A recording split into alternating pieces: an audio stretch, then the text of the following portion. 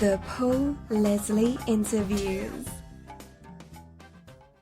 Ladies and gentlemen, it is my pleasure to welcome our special guest, Julie Gold. Ta-da! Hi from New York, it's me. You said you liked spontaneity. Yes. I just closed my windows because there's a playground downstairs, and even though I'm 17 stories up, there's kids playing, and they're all screaming and loud, and I know you would hear it. So I didn't know what you would have thought if you heard a bunch of kids screaming in the background. So I just closed my windows while I was saying hello to you. So where is this place you speak of, where you are right now? I am in Greenwich Village, New York, New York. So who is Julie Gold? Well, who is Julie Gold? Julie Gold is a 56-year-old woman who was born in Philadelphia to a loving family and who chose music as her passion and has pursued that passion and dream for her entire life and has had varying degrees of success and failure and is hopeful for the future and happy for the past and talking to you on the first day of May, 2012. I think most stories are best from the beginning. What are some of your memories of growing up in Philadelphia? Well, I have to tell you that I had an idyllic, happy childhood. I felt loved. I grew up in a suburb of Philadelphia called Havertown, and both my parents worked, and I loved my neighbors, and I had a willow tree in the backyard, and I climbed it from the minute I could. We had cats my entire life. I was a swimmer my entire life, and I felt safe and loved and encouraged my entire life. What kind of music was your favorite growing up? Well, for my 4th birthday, my father took the family to see my first musical called My Fair Lady. And it was a snowy night, and I remember my father actually having to dig the car out of the driveway, which he never did anything like that. I don't have any memories of him really doing anything that was involving physical labor. And we went first to dinner at a place called Horn and Hard Arts on Broad Street in Philadelphia. And there were these very glamorous women there, and they came over to our table to compliment my brother and to compliment me for being so well behaved. And my father said, "Oh, it's my daughter Julie's birthday, and we're going to see My Fair Lady." And as luck would have it, these women were in the chorus of My Fair Lady. And it was the first Broadway show I'd ever seen. And in those days, my parents would buy 2 sets of tickets, 2 in the orchestra, 2 in the balcony, and my parents would let my brother sit in the orchestra one act, and then we would switch places, so we got a perspective of the orchestra view and the balcony view. And the ladies asked, where would we be seated? And my father told them, and the show absolutely changed my life. And when it was over and they took their bows, the ladies waved out into the audience. And I know they couldn't see. Now I know how pitch dark it is on a stage. You don't know who you're waving at. But I felt that they were waving at me. And the next day, all I could do was cry because I missed it so much. I was inconsolable. And we had to call my father at work, and he had to explain to me that was a show and that they were working and that any time I'd ever want to see a show again, he would take me, and he did. And to this day, 52 years later, when I hear the opening notes of My Fair Lady, I absolutely break down and cry. So that was my first. And then when I was, I think, 8, I saw the Beatles, on the Ed Sullivan Show. And that then changed my life forever. So I got it from sort of 2 different places, but both were absolutely life-changing and have been my passion ever since. And when did you begin to play music yourself? Well, when I was in 2nd grade, my mother ordered this little metal flute called a melody flute. And somehow I was good, and my teacher told my mother, she has some musical talent, you ought to give her piano lessons. So I started piano lessons in second grade, or maybe it was first, I don't even know. But that's when I became a serious music student. Around fifth or sixth grade, when my brother started listening to pop radio, that's when I stopped practicing my lessons and started figuring out other pop songs on the radio.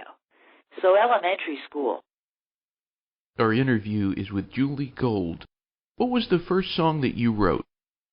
There was a kid in seventh grade named Michael, and he suggested that we write songs together, which I've never collaborated since. But he was this really cool guy. He as young as he was, he had sideburns and he wore a leather jacket. He was like this rebel, and he was a great, great artist. And he entrusted me with his poetry, and I, just put it to music. And I am not telling you for 1 minute that it was good, but those were the first songs I wrote, were the poems of this guy, Michael Kirkbride, and my music. Well, I remember one was called The River, but I don't remember much about it. I think I wrote my very first song when I was about 15. When you started moving in the direction of being a professional songwriter, were you confident? It was just, I remember like this revelation that I had at a very young age. I knew that I loved music, and I knew that I loved songs. And one day, I remember questioning, well, where do songs come from? And then on the 45s, I saw that there were names under the song. And that's when it was explained to me that songs are written by songwriters. And I thought, well, how do you become a songwriter? Who is a songwriter? For some reason, I just decided that I was one. That's what I am. There is such thing as a songwriter. They write songs. I love songs. I will be a songwriter. And I was confident in that, you don't think you can fail if nobody calls you a failure. If no one tells you it's impossible, then you have no concept of the impossibility of it. Why do you write songs? I've always written songs because I felt I needed to. I had something that I needed to express. Not necessarily for anyone else, but for my own well-being. I needed to express something, and I best expressed it through song. Then, as I became a professional songwriter and had various publishing deals over the years, there are occasions upon which you are asked specifically to write something for this or for that. And then you write because you're asked, and that's your job. But mostly it's something that just comes naturally to me, and I do it because I have to. What songwriters would you say have influenced you the most? Okay. Earliest would have been Lerner and Lowe and the various Rodgers and Hammerstein, Rodgers and Hart, but then, of course, Lennon and McCartney, and anyone I ever loved, I still love, and no one has ever replaced them. Jimmy Webb, Laura Nyro, Carole King, Joni Mitchell, Stevie Wonder, Holland Dozier Holland, Todd Rundgren, Dan Fogelberg, Burt Bacharach, and Hal David. And I don't think I've forgotten anyone. A lot of the greats there. Greats. And I've had the privilege of meeting some of them, and I can't contain myself when I meet them because they've so affected my life. They've given me more than anything, anyone. They have so affected my life. When I see them, I can't contain myself, and I know it comes across as insincere and weird even, but I can't contain myself in my gratitude outpouring. What was the first song that you wrote that was covered by another artist? From a Distance. That's amazing. It is amazing. amazing. I mean, my first time up to bat, and I got a grand slam. And I never had a grand slam since.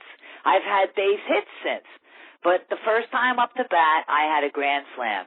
It wasn't an instant grand slam. It was like a grand slam. It was base 1, base 2, base 3, and then home runs, all of them, because it was recorded so many times before it was the big hit. But it was a nonstop grand slam.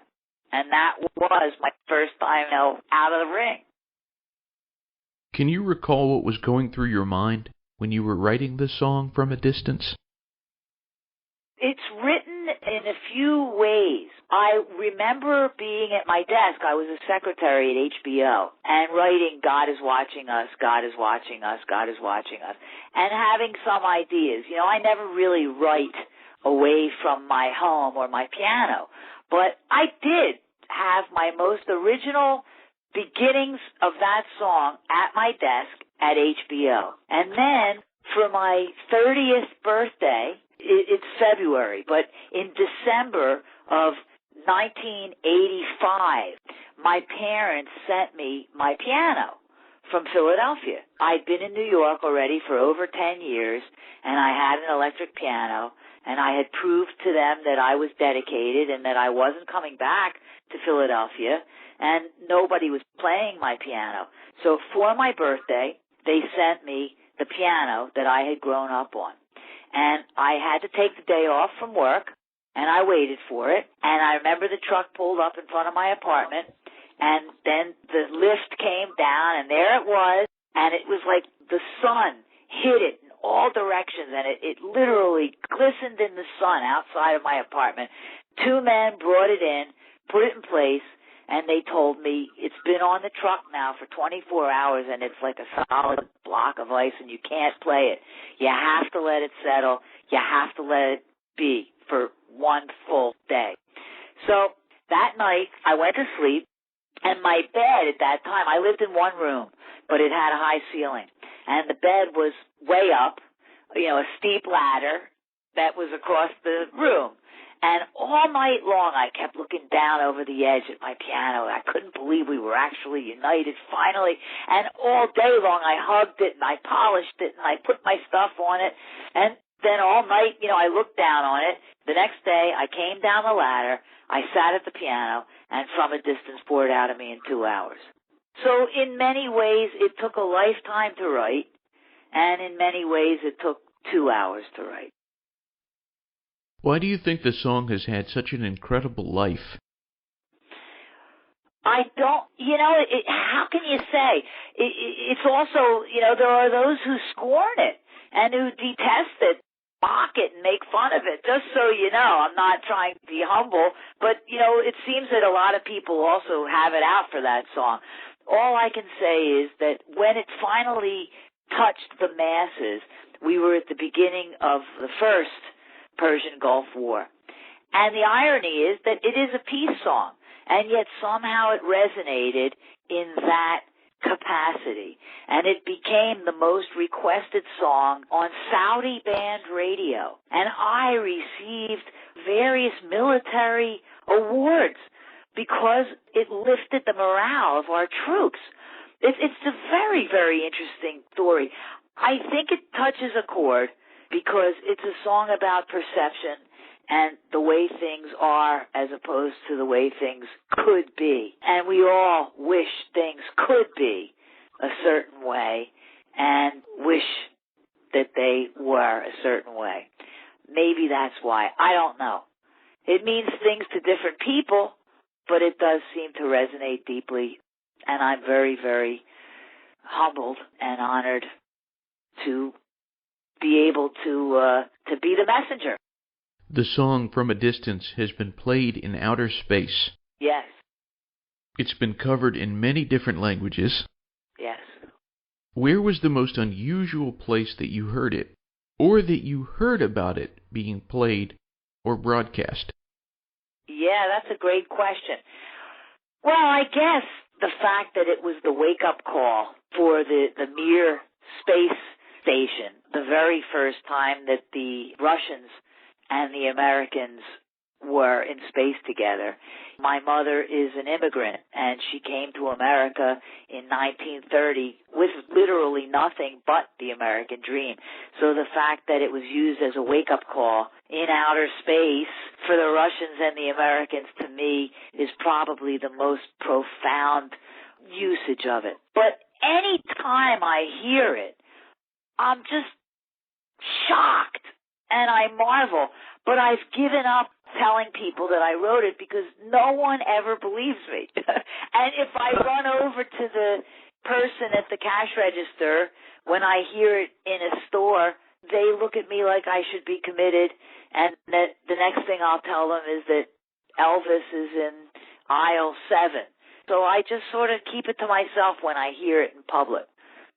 I often get reports of people all over the world who have used it for workshops or have used it for choruses and orchestrations, and all over the world, people of all ages, and every single one of them astounds and mystifies me, and just, I can't believe it. Could you pick a favorite version of your song from a distance? I'd have to say several, if you'd allow me, and there have been many, and I do promise you I love all of them. But the first would be Nanci Griffith, because it was the first time I had seen an artist perform a song of mine, and she had already recorded it. When I saw her at the bottom line, and I saw the audience singing along with her, then I knew that, wow, this is bigger than anything I've ever known in my career. So that would be first. Second would be this multilingual version, which just thrills me, and it was used for the Olympics in Atlanta. I think it was in 94. I'm not positive. But it's a beautiful rendition of it, and it features Spanish, French, English, and German, all in the same song. And it's Raul Malo of the Mavericks singing it in Spanish, Nanci Griffith singing it in English and French, and Donna Summer singing it in German. And every time I hear that, it just flattens me. And then, of course, Bette Midler, because I idolized her my whole life, and it was such a goal of mine to someday have a song recorded by Bette Midler. So the fact that she's the one who really freed me, I owe her my freedom, period. And then there's this Texas Boys Choir who sent me a CD, and this is at least 10 years ago, so they're all grown men now. But they had high voices, and I had to sit down on my living room floor when I heard it. It was so unbelievably spectacular and unlike anything I had ever heard.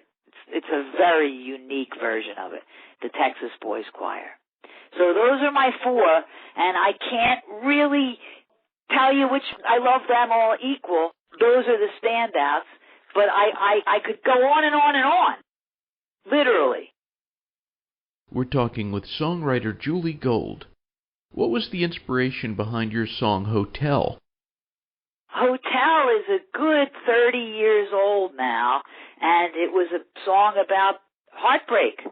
30 years ago, I was in my 20s, and boy, oh boy, everything that happens to you in your 20s happens to you like a sledgehammer.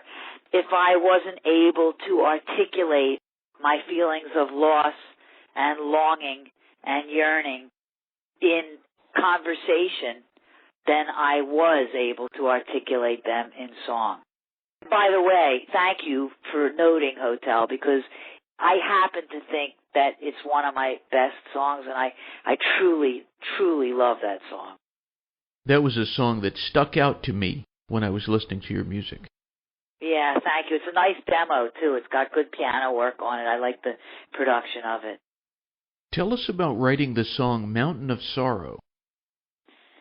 Mountain of Sorrow is a lot of loss, and it's the culmination of a lot of loss, including the World Trade Center and including the beginning of my mother's downhill and including the death of my cats, which I know if you're not an animal lover, that might be really a stretch, but if you are, you understand loss and the end of a relationship.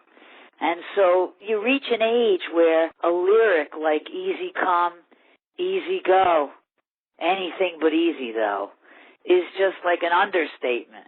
Because if there's one word that has become a part of my life, and I think I speak for all humans, it's loss.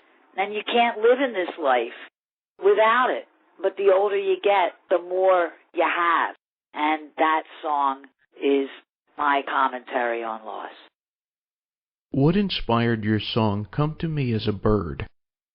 Come to Me as a Bird, I can't be specific if you don't mind, but a great loss in my life. And the truth is, I had heard from very close friends of being visited by birds after someone they loved died. And I got it. You know, I understand that. I'd never hear anything like that and think it was weird or nutty. But it never happened to me. But I had a very specific loss, a very, very devastating loss of a being who was very, very, very dear to me. And suddenly, in the least expected places, including on my windowsill on a rainy, rainy night, a huddled bird, or walking to the gym and hearing this beautiful song beckoning me to look up in a tree, and this beautiful bird. And suddenly, in my time of sorrow, a bird, not the same bird, but a bird would call to me. And I absolutely knew that it was the spirit of the loss I had experienced. And I still know it now. You know, I don't know what it is about birds, but I think that possibly people and spirits who we love can come back to us in birds. And if we're watching, we can see them. It's not like I'm going to tell you I talked to the bird and the bird told me this or that. I just know that the spirit was in the bird and has happened to me since. I don't know if that's ever happened to you.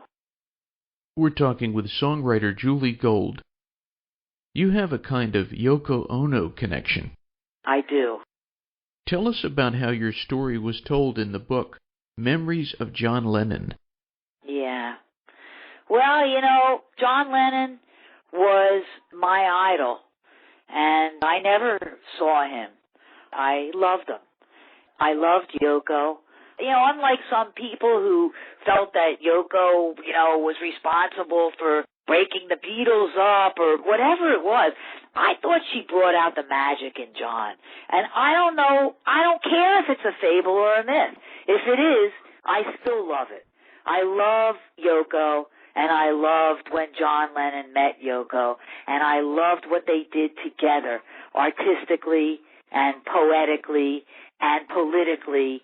I love John and Yoko, and I think of them as a single entity. And so he died in 1980, and probably 10 years after his death, Yoko Ono started having these art exhibits. And I went every single year. And they've gotten bigger now. Maybe I've been going so long that they just don't affect me the way they did in the beginning. But when you first go, you know, there are his paintings, and there are his etchings, and there are his song lyrics framed, and there are people of my age milling around, reverently looking at his artwork and his writings. And this was, gosh, I don't know already when it happened to me. It was probably, I guess, about 10, maybe in the late 90s, I think. I don't even know when it happened, this story, because time has been flying. Maybe it was 10 years ago. I went to a John Lennon art exhibit, and it's always on his birthday, October 9th, or it's over the first week of October.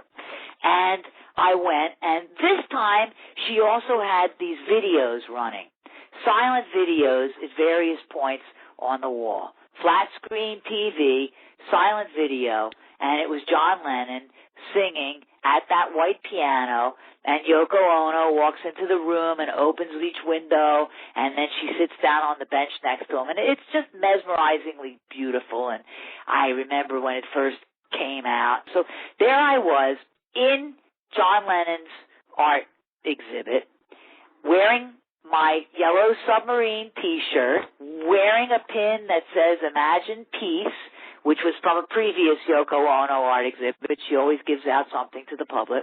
And I always carry a stone in my pocket that's practically rubbed out now, but it says Imagine. And I go and I stand at this video screen, and I look up, and I see John Lennon at his piano. No sound coming out, but I'm there. And I sense a presence next to me, and I sense that this presence is also watching the video. And then I hear this presence sigh. Like that.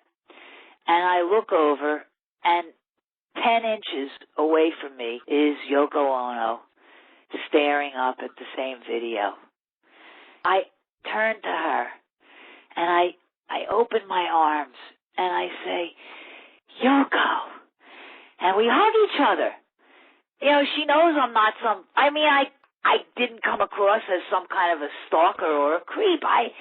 The love I feel can't be faked. And I hugged her, and I thanked her, and I took my Imagine stone out of my pocket, and I showed her, and I pointed to my Imagine Peace pin, and she sized me up, and I said, thank you, Yoko. Thank you. And I think she said, well, thank you, and good luck. And then she was enveloped by a crowd.